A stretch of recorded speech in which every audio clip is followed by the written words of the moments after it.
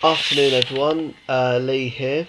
I hope you enjoyed my two videos I've already done on the phone hacking scandal and on the British National Party policies. I know I said I'll do a series of video on the British National Party policies, but I'm putting them on hold for a second because there's a story that's come to my attention in the news that I feel I need to comment on.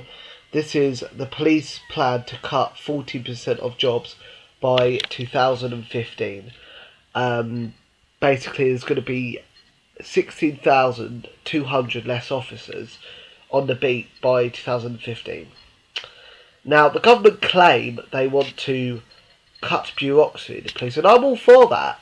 But what I'm not for is actually cutting officers' jobs. Nick Clegg has defended this by saying, this report shows exactly, the ways we can cut bureaucracy so police are more visible on the streets. Well, if there's less officers, then police are going to be less visible on the street. That's going to happen. Crime is going to go up inevitably. And, not only does this bad for us economically, because the police that will lose their jobs will just be going on benefits, unfortunately, initially. So actually it'll increase government expenditure on that. But also it's actually bad for our safety as well. If there's less officers, there'll be less on the streets, and it's just ridiculous what they're doing. And I believe this is part of a wider problem with this government and all the governments around the world that are making these, unnecessary austerity measures. And I'll refer to another story here, where George Osborne has criticised Eurozone countries for not getting a grip of their debt. Well, they have been for the last couple of years, and by getting a grip on their debt and making massive cuts in public spending, their economies have got worse. I don't listen too much to what George Osborne says because he's a complete idiot. Because he praised the island austerity measures in 2008, said exactly what we should be doing. A couple of years later, suddenly we have to loan Ireland money because their austerity measures have made their economy worse. And the same with Greece, the same with Portugal, the same with France, the same with Spain, the same with a lot of the Eurozone countries.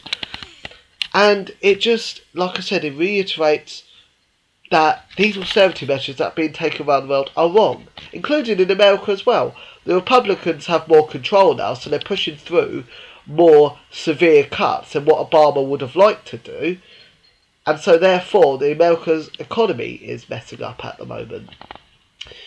So it just, there are alternatives to these cuts. That's what I'm saying, that it has been proven you can see across the world that these austerity measures are making things worse. There are more people unemployed, there are more people claiming unemployment benefit, there's less people, in work, therefore contributing tax, and there's less people spending in the economies as well. So there are alternatives, and I'll provide a link to two sources which I believe are really good for this: the False Economy website and the Robin Hood Tax website, suggesting ways in which there are alternatives to these cuts, and what the alternatives are, about more investment in jobs, about more green taxes, etc. And obviously the Robin Hood tax, a bigger tax on the banks that actually caused this crisis. So yeah, if you go on them sites, they'll say in detail. I'm not going to go into detail now because the video will be too long.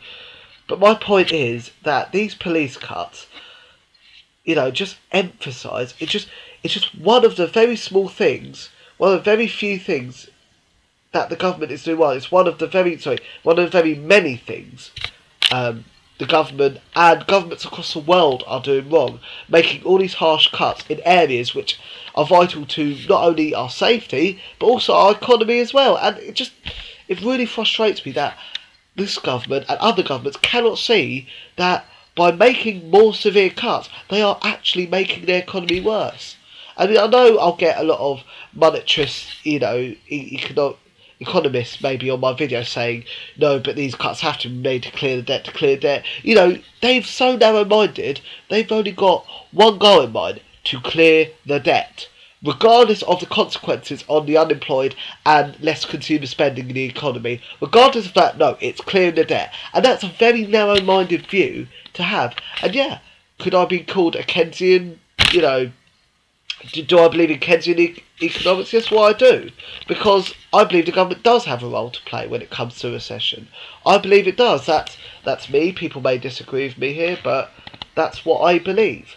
And like I said, I'll provide links to False Economy, Robin Hood Tax, and the two news stories I've talked about that, well, emphasise my points and actually, you know, even suggest more now of the credible alternative that we need. That, frankly, I'm sorry, is not coming from Labour. They haven't really, apart from, you know, the News of the World scandal, they haven't really done much to actually influence any good things, in my opinion. They haven't. So, yeah, that's my view on this. I know I'm sounding quite angry here, but it's because I just can't believe the stupidity of our government and governments around the world.